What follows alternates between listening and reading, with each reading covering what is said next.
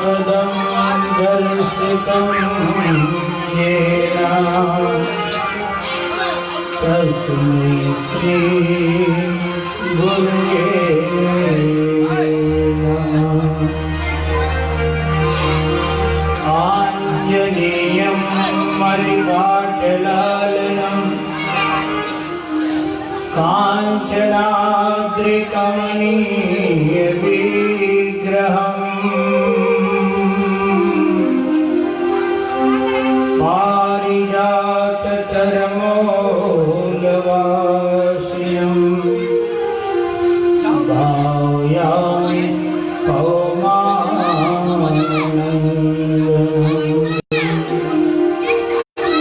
गोस्पदीकृतवारिसं मस्कीकृतराक्षसं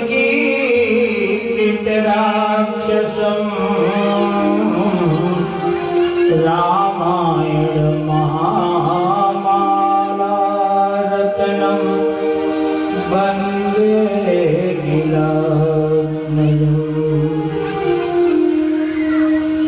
अञ्जनानन्दनं वीरं जानकी शोकनाशनम्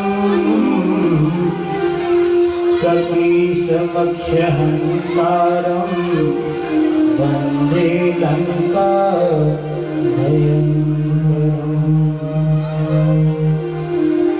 नारायणं नमस्कृत्यं नरं चैव नरोत्तमं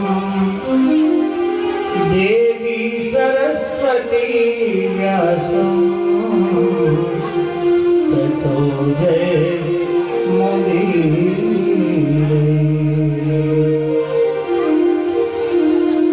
कृष्णकदीयपदपङ्कजपञ्जरान्ते अवैद्य मे विशतमानसराजहंसः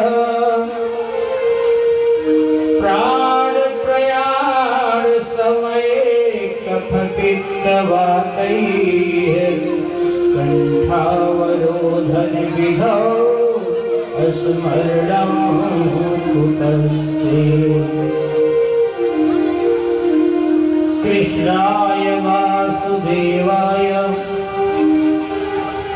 देवकीनन्दनाय च नन्दगोपकुमाराय गोविन्दाय नमो नमः। ॐ नमो भगवते वासुदेवाय। ॐ नमो भगवते वासुदेवाय। ॐ नमो भगवते वासुदेवाय। ॐ नमो भगवते वासुदेवाय।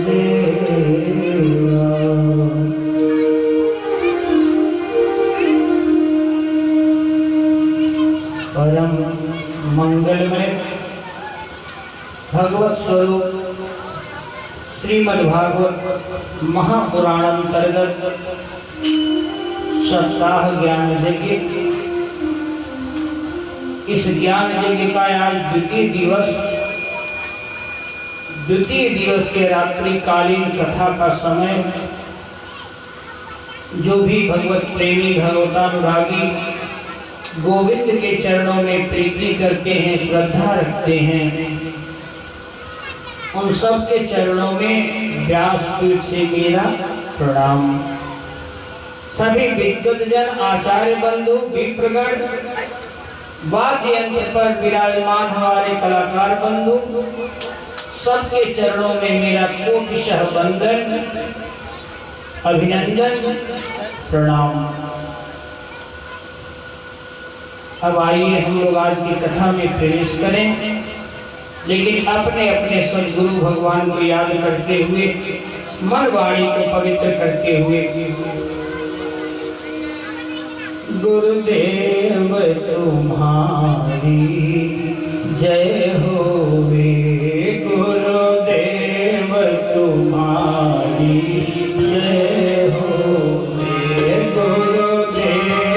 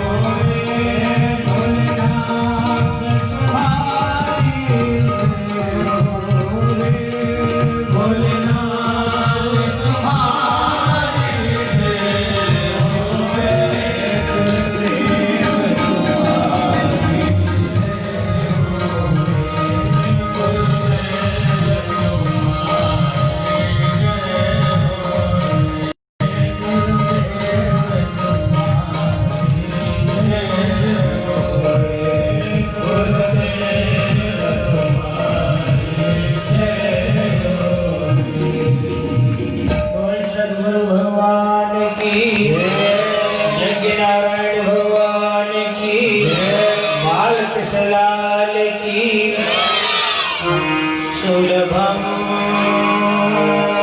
भगवन्नाम सुलभम भगवन्नाम जिह्वा क्रमशवर्तिनी तथापि नरकं यान्ति इमम् आश्चर्यमत्परम्।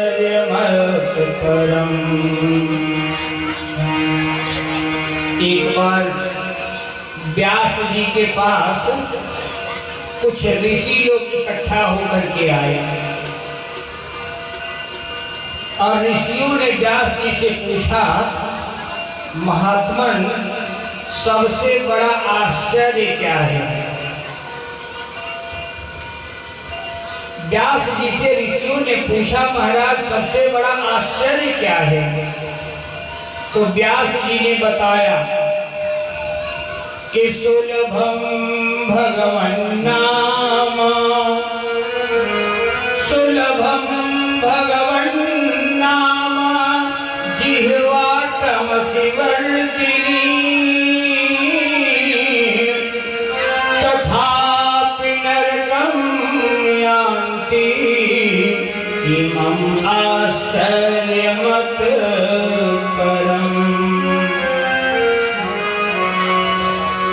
सबसे बड़ा आश्चर्य यही है कि भगवान का नाम इतना सस्ता होने के बाद भी हमारे जिह्वा से निकलता नहीं है।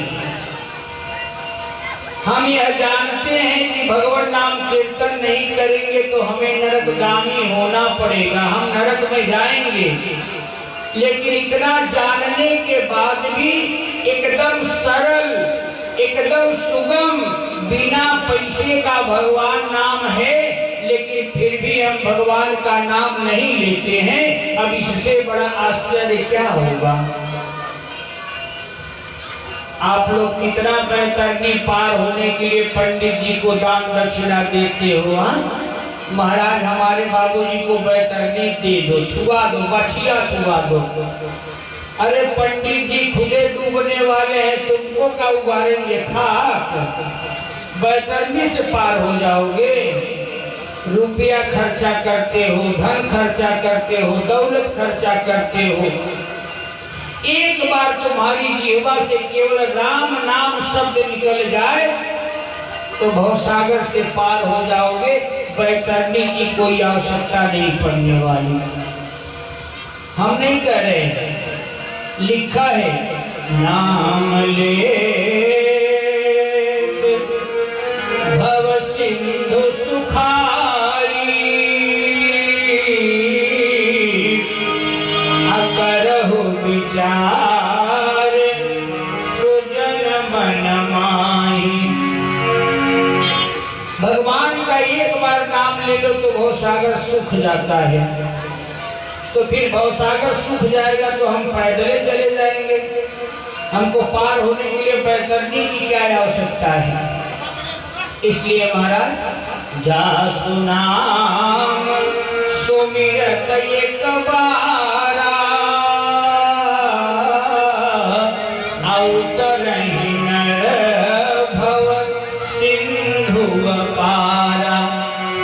जिस भवसागर का कोई पार वार नहीं है, ऐसे भवसागर को पार होने के लिए केवल एक बार भगवान का नाम जिह्वा से निकल जाए तो जीव भवसागर पार हो जाता है, लेकिन फिर भी निकलता नहीं है, बड़ी कठिन है। हो राजा, दुनिया की हर बातें निकल जाती हैं, लेकिन भगवान नाम कीर्तन करना पड़े तो जैसे मालूम पड़ता है कि हमारे ऊपर कितना दबाव पड़ गया है। अरे एक बार नाम कीर्तन तो करके देख, तेरे सारे विघ्न बाधाएं दूर हो जाती हैं। हरि का नाम ले लो सहारा। देखो दूसरा कोई उपाय है नहीं, कोई पंडित की गारंटी नहीं देगा कि तुम पैतरनी दे रहे हो तो हम तुमको पार कराइए देंगे, लेकिन हम गारंटी देते हैं। हरि का नाम ले लो सहारा मिलेगा, हरि का नाम ले लो सहारा।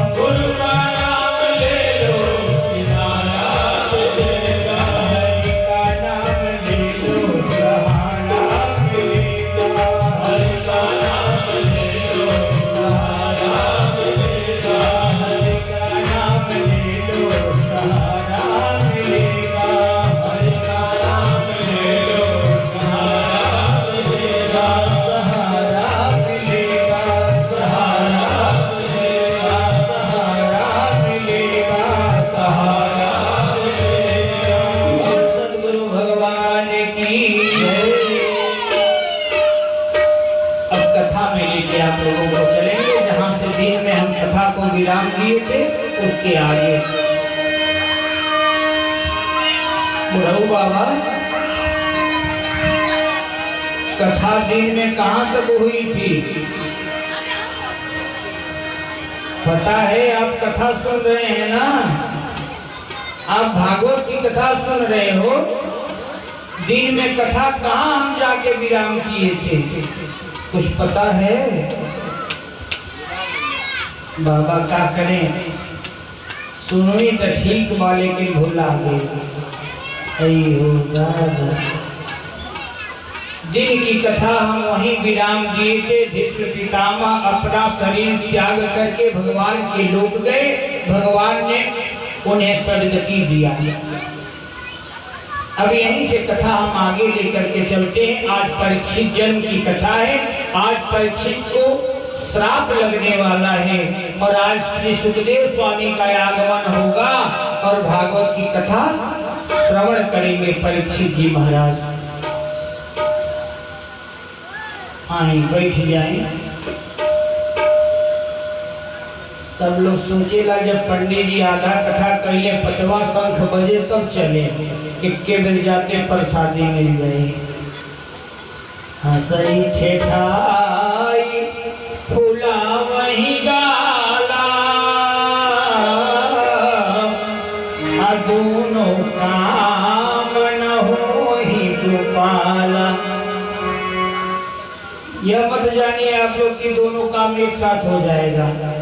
सबसे उत्तम श्रोता वह होता है जो सबसे पहले आकर के बैठ जाए और सबसे बाद में उठ के जाए, उसे उत्तम श्रोता की संज्ञा दी गई है। चलो हम कथा पे लेके चलते हैं। जब भीष्म पितामह अपना शरीर त्याग करके इन लोग छोड़ करके चले गए तो पांडवों को बड़ा दुख हुआ। अरे किसी के घर में कोई मरता है तो कष्ट होता है, ढेर सारा विलाप किए, लेकिन भगवान थे, भगवान ने कहा मृत्यु सत्य है। और बताओ सरसैया पर 54 दिन से पड़े हुए हैं भीष्म पितामह, इतना उनके शरीर में बाण विधा हुआ था मानो हजारों बिच्छू एक साथ डंक मार रहे हो, इतना पीड़ा हो रहा था पितामह भीष्म को। आज भगवान ने कृपा किया, अपना शरीर त्यागा पितामह भीष्म ने, पांडवों ने श्राद्ध किया और हमारे भगवान आज द्वारिका के लिए प्रस्थान किए। बड़ी सुंदर कथा है, ध्यान देना। और भागवत की तो हर कथे सुंदर है, लेकिन जब तुम एकाग्र होकर के सुनो तब तो। आज जब भगवान गए द्वारिका में, द्वारकाधीश है ना, द्वारिका के राजा हैं, जो ही द्वारिका में प्रवेश पाए लोगों ने अभिवादन किया और भगवान ने वहां के लोगों का अभिवादन किया। अभिवादन करना चाहिए, प्रणाम करना चाहिए। अगर सबसे न बन सके तो अपने से बड़े लोगों का प्रणाम तो करना ही चाहिए। अभिवादनशीलस्य नित्य वृद्धोपसेविनः चत्वारि तस्य वर्धन्ते आयु विद्या जशो बलम। अगर तुम अभिवादन करते हो, प्रणाम करते हो तो तुम्हारी 4 चीजें रोज बढ़ेंगी। आयु बढ़ती है, विद्या बढ़ता है, जस बढ़ता है और बल बढ़ता है। और इतना ही नहीं, कभी कभी तो अभिवादन करने से, प्रणाम करने से मृत्यु भी टल जाती है। भागवत की कथा है, जिस समय महाभारत का युद्ध चल रहा था उस समय दुर्योधन के पक्ष से पितामह भीष्म युद्ध कर रहे थे। 3 दिन युद्ध बीत गया और पांडवों का बाल बाका नहीं हुआ तो दुर्योधन ने पितामह भीष्म को धिक्कारना शुरू कर दिया कि पितामह भीष्म, खाते हो हमारा नमक, हमारा दिया हुआ अन्न पर पलते हो, लेकिन 3 दिनों तक तूने युद्ध किया और पांडवों का बाल बाका नहीं कर सके। जबकि यह सत्य है कि अगर तुम चाहो तो आज ही महाभारत का युद्ध समाप्त हो जाए। इसका मतलब कि तुम पांडवों की तरफ मिले हुए हो। जब यह बात कहा दुर्योधन ने पितामह भीष्म को बाणों के समान लगा और पितामह भीष्म ने प्रतिज्ञा कर लिया। वैसे भी कठोर प्रतिज्ञा करने के कारण ही देवव्रत का नाम भीष्म पड़ा था। आज भी उन्होंने प्रतिज्ञा किया कि दुर्योधन, कल सूर्यास्त होते हो